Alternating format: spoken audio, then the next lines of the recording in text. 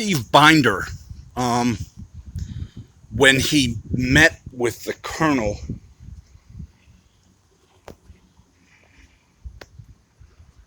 to chart out what would become Elvis's comeback special.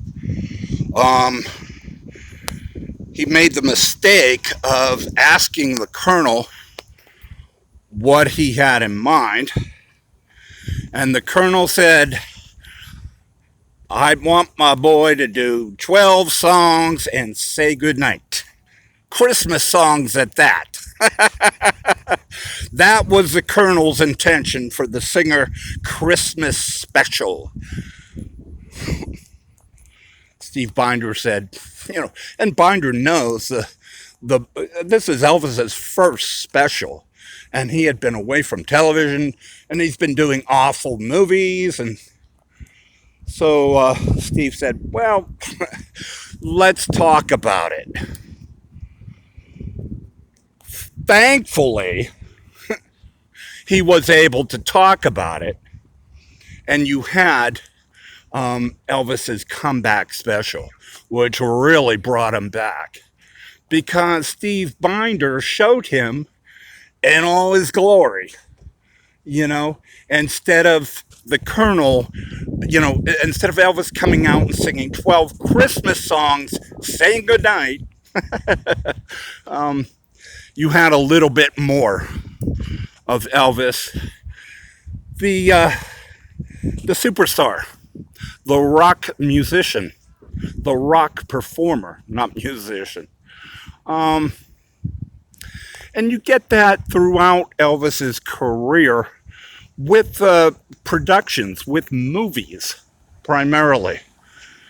I remember as a boy watching the Mike Douglas show on in the afternoon, and it was a really nice, it was a nice talk show, and he had guests on, and repeatedly, one of the stars, whether Sammy Davis Jr. or Muhammad Ali, they'd all say Liberace. They'd all say something like, "Oh, you got to go to Vegas. And if you go to Vegas, you have got to see Elvis."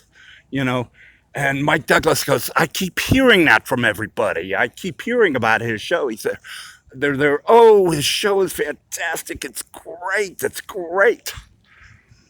So I saw Elvis, That's the Way It Is, or Elvis, That's the Way It Was, out of MGM Studios. And it was Elvis on stage singing 12 songs, and that's it. It was horrendous. It was horrendous. And I kept thinking, what is everybody raving about this Elvis in Vegas show? Because this is droll. It is boring.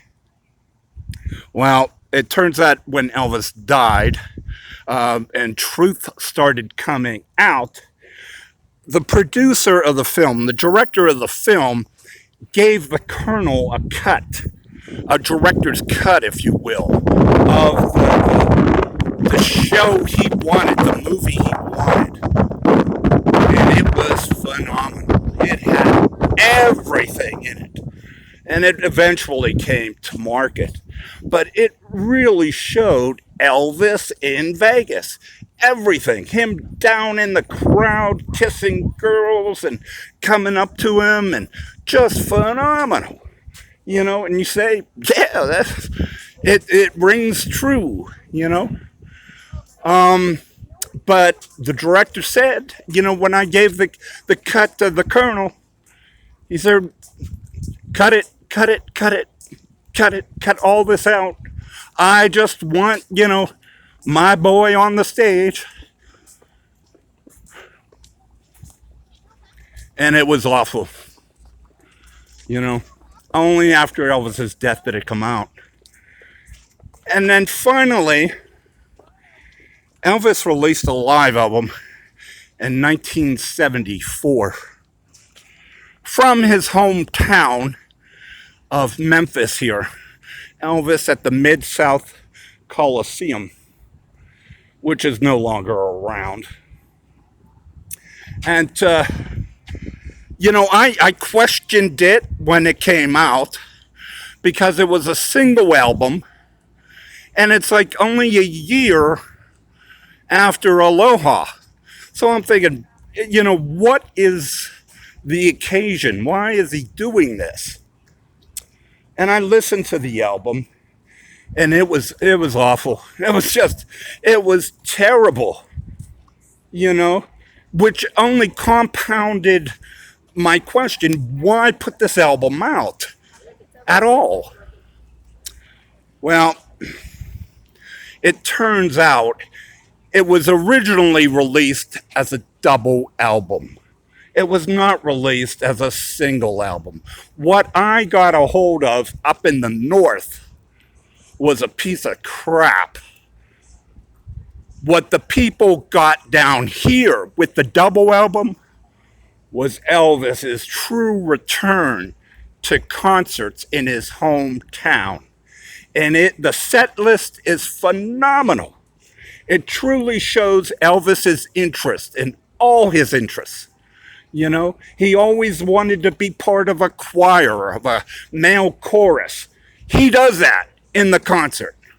He always wanted to be behind in the chorus. He got that. And it's on his favorite songs are there. A lot of gospel. None of that made the cut. The rapport with the band, the rapport with the audience, all cut. So, what can I say? It's long been debated, the Kernel, It's long been debated, good or bad, And yes, Elvis should have taken control over the material that was going out. But who knows? It's Graceland 2021.